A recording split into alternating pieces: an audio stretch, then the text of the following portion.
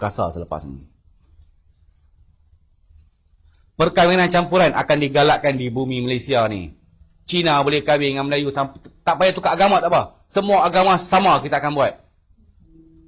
Macam apa yang sedang berlaku di Indonesia dan di Singapura. Boleh kahwin, bebas. Dan setiap pasangan yang sanggup berkahwin campuran akan diberi wang sagu hati sebanyak RM5,000 kita akan bagi. Wang galakkan. Dan ada lagi satu tuan-tuan puan. Kalau kita dapat anak, walaupun mak dia Islam, bapa dia Islam, anak tak semestinya Islam. Agama anak hanya akan ditentukan selepas anak itu berumur 18 tahun. Ibu bapa tidak mempunyai hak menentukan agama anak dia. Kerana dia melanggar hak asasi anak tersebut. Bila anak beranak pergi JPN, agama tiada. Tunggulah sampai umur dia umur 18, anak itulah yang akan tentukan agama apa yang dia mau. Ibu bapa tidak mempunyai hak. Kita bagi kebebasan untuk anak dia memilih agama apa yang dia mau selepas ini. Bahasa Inggeris kita akan jadikan bahasa kebangsaan. Bahasa Malaysia cuma bahasa perantaraan saja. Bahasa Inggeris bahasa utama, bahasa kedua kita akan galakkan adalah bahasa Mandarin. Bagi DAP, bahasa Malaysia is a not value language. Bahasa yang tidak mempunyai nilai. Kerana bagi kami, bahasa Malaysia merupakan bahasa pinjaman daripada beberapa bahasa lain. Sebab tu kami tak mau mengiktiraf bahasa Malaysia. Bahasa Malaysia ni. Kita akan mengiktiraf dua bahasa ya. Bahasa Inggeris dengan bahasa Mandarin. Mata pelajaran agama Islam akan dimasukkan daripada sistem pendidikan Malaysia. You nak belajar agama, you belajar di surau, masjid atau di madrasah. Bukan di sekolah. Di sekolah kita akan ajar akademik saja. Kita pisahkan kedua-duanya. Katalah orang Melayu ni mogok lah, nak buat demonstrasi dah, yang tu huru hara. Nak juga mata pelajaran agama Islam diajar di sekolah. Dia kata boleh. Dia kata boleh pula. Tapi dengan satu syarat. Syaratnya, mata pelajaran agama Kristian, Hindu dan Buddha hendaklah dibenarkan diajar di sekolah. Kalau setuju, barulah mata pelajaran agama Islam boleh diajar di sekolah selepas ini. Inilah pemimpin tertinggi Parti Komunis Melayu akan dibawa kembali ke Malaysia. Benda ni kita bincang dalam mesyuarat Pakatan Rakyat. Kita tanya dekat Anwar Ibrahim. Anwar kata, as long saya jadi PM, tak ada masalah. Kita akan bagi dia masuk. Benda ni DAP yang bawa usul ni. Ngah dengan Nge. Ngah dengan Nge merupakan ahli parlimen berwas dengan ahli parlimen Taiping. Mereka merupakan anak saudara kepada Jinping. Banyak orang tak tahu benda ni. Banyaklah pemimpin-pemimpin DAP yang mempunyai adik-beradik dengan Jinping atau beberapa bekas-bekas komunis ni. Terlalu banyak dah. Anwar kata tak ada masalah. Kita akan benarkan. Tetapi Mak Sabulah yang telah memberi cadangan supaya Jinping ni diberi gelaran Tun. Dia kata Jinping merupakan seorang pejuang kemerdekaan yang patut dihormati dan patut disanjungi. Tak salah kalau kita beri gelaran tertinggi kerajaan. Boleh kita letak Tun Mahathir dengan Tun Jinping macam mana? Inilah agensi kerajaan pertama yang kita akan bubarkan. Selepas 2 minggu kami tahu yang Putrajaya marah. Bagi kami MARA merupakan satu agensi perkauman. Sebab dia tolong orang Melayu saja. Tak tolong bangsa lain. Sebab tu kita anggap ini sebagai racist agency. Lepas 2 minggu, inilah yang akan ditutup. Kita akan tubuhkan agensi lain.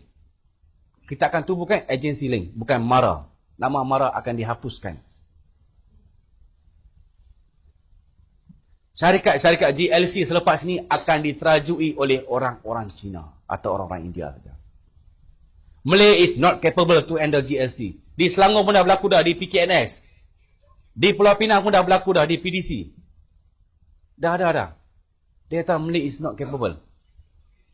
Tuan-tuan tahu tak? Salah satu mesyuarat. Lim Kek Siang dengan Lim Kuan kata apa tahu? Bangsa yang paling bodoh dan paling malas dalam dunia ini adalah bangsa Melayu. The most laziest races in this world are Malay. Dia kata nilai seorang Melayu ni tak. Dia kata nilai. We can buy the Malay which $100 ni. Value each Malay dia kata. Nilai seorang orang Melayu ni bernilai RM100 saja. No more than that their value. Dia kata orang Melayu Singapura pun kita boleh tipu. From orang Melayu Malaysia nothing for us. Nuts ni. Kita nothing. Kita boleh beli RM100 tak. Dia letak harga pula. Link Siang kata apa? Harga nilai seorang Melayu berharga $100 only. Not more than that. Their value.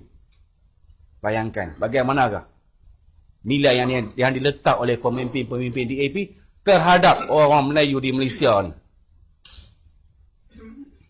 lagu negaraku dengan bendera Malaysia telah pun diubah suai. Saya dengar sekali lagu negaraku baru di Hotel Paramount Sibu di ambang pilihan raya negeri Sarawak pada tahun lalu. Saya dengar sekali ya. Saya melihat bendera Malaysia baru sekali. Itulah kali pertama dengan kali terakhir yang saya melihat dan mendengar. Mereka buat di Hotel Paramount di secara tertutup. Lagu Malaysia baru ni, perkataan raja tak ada.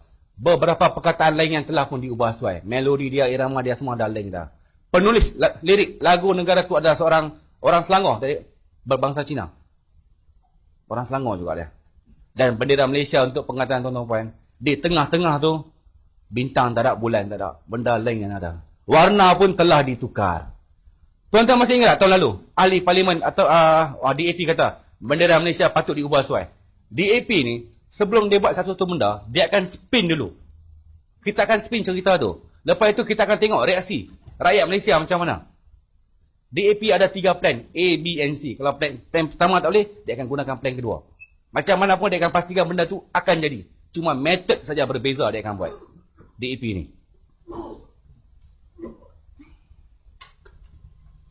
Regimen Askar Melayu merupakan satu regimen yang paling dibenci oleh DAP. Dia kata apa? Banyak orang Cina telah dibunuh pada tahun 69. Di Pulau Pinang, di Ipoh dan juga di Kuala Lumpur oleh regimen ni lah. Dia akan tukar. Dia paling benci 3 benda ya. DAP paling benci 3 benda. Islam, Melayu dan Raja. Clear.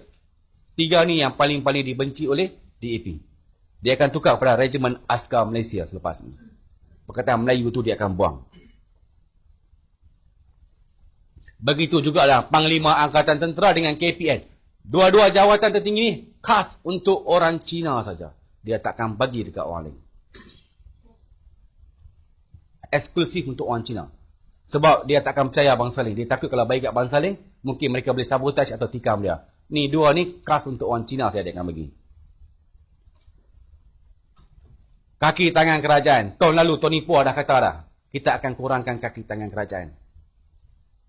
Pada bulan Januari tahun lalu, DAP telah menghantar 12 pakar dia pergi ke Beijing, China. Mereka berada di sana hampir 3 bulan untuk membuat kajian dan juga latihan. Bagaimana nak mengurangkan kaki tangan kerajaan.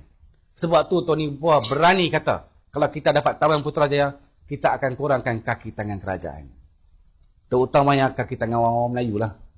Kementerian pertama, jabatan pertama yang kita akan kurang adalah Jabatan Pendidikan. Cikgu-cikgu dulu.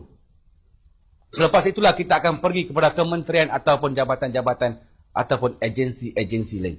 Kementerian Pendidikan akan menjadi mangsa pertama untuk projek ini. Kemas, BTN dan MKN juga kita akan tutup. Bagi kami ini merupakan 3 agensi yang menghasut rakyat supaya membenci Pakatan Rakyat. Sebab tu kita dah identify, kita akan tutup juga ketiga-tiga ni. Kita akan buka satu agensi baru. Kita akan buka yang baru. Ketiga ni kita akan tutup terus. 2 hari perayaan orang Kristian, Good Friday dengan Easter Day akan diumumkan cuti umum. Cuti ni cuti wajib. Walaupun Kelantan ke, Terengganu ke, Kedah ke, kena ambil. Bukan cuti pilihan. Compulsory holiday. 2 hari cuti umum perayaan orang Kristian untuk rakyat Malaysia selepas ini.